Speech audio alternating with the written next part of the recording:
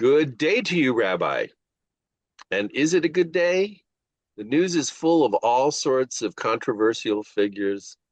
You seem every time we turn around to find some new extreme point of view that says things that most people would be shocked if they heard it yesterday, but today they're going, oh, that person has a good point.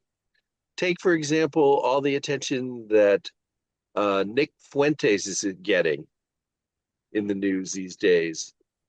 Someone who's been quoted as saying that Hitler was a great guy, and is pushed so far past the moderate conservative and the extreme conservatives way out there in the right in the bushes where nobody can find him, but he's still being heard.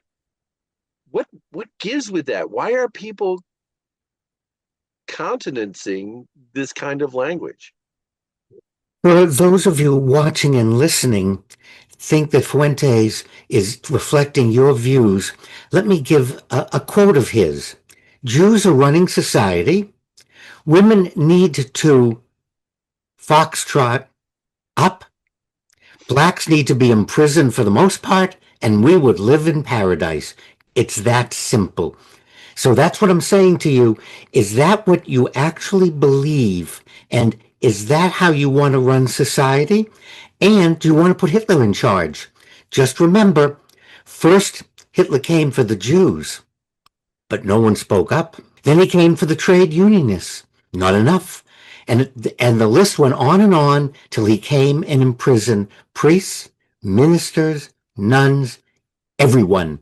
Make no mistake, but if you think that Jews are running society and women need to shut the foxtrot up and blacks should be imprisoned for the most part, then send me a text, send me an email. And that's what he's promoting. Now the question we want to address is, by giving him a megaphone, by putting him in the mainstream, is that a good thing or is that a bad thing? Now, there's a quote from Tolkien that I've always been very fond of because it speaks to this situation almost perfectly. Here is a snake. With safety, can you neither hold on to it nor throw it away?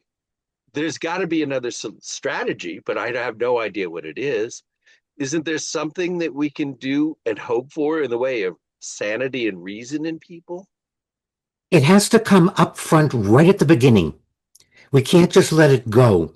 Neville Chamberlain waving that piece of paper. Oh, Hitler won't do anything. I've appeased him. And then look at what happened. And Ukraine.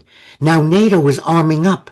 We're afraid of a Russian takeover. That would not have happened if NATO and Europe had stood behind Ukraine right at the beginning and said, Russia, you're invading a sovereign country. We won't let it happen.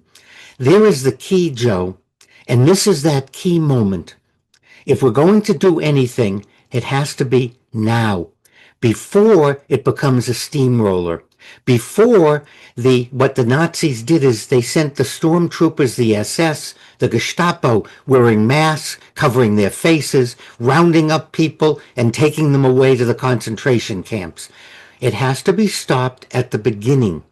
Once it gets momentum, it becomes harder and harder to stop. And I think we're seeing people now standing up. People are now saying, that's ridiculous. That is enough.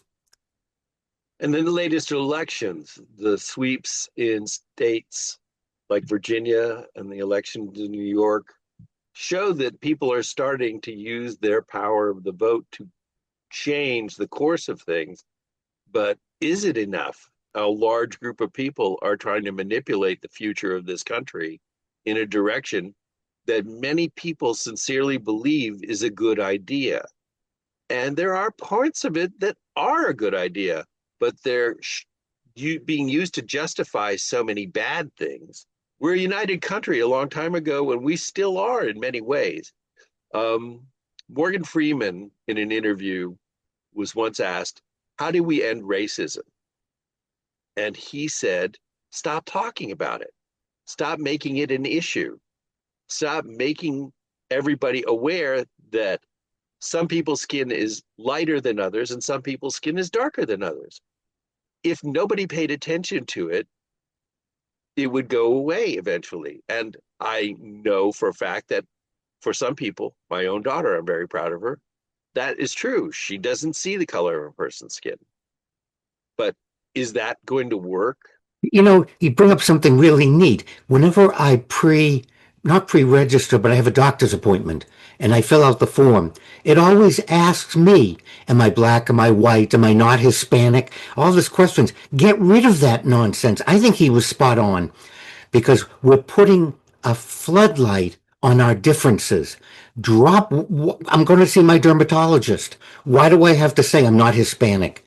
Let's get rid of all of that. Let's stop talking about it and let's focus on people and peoplehood. And I think spot on.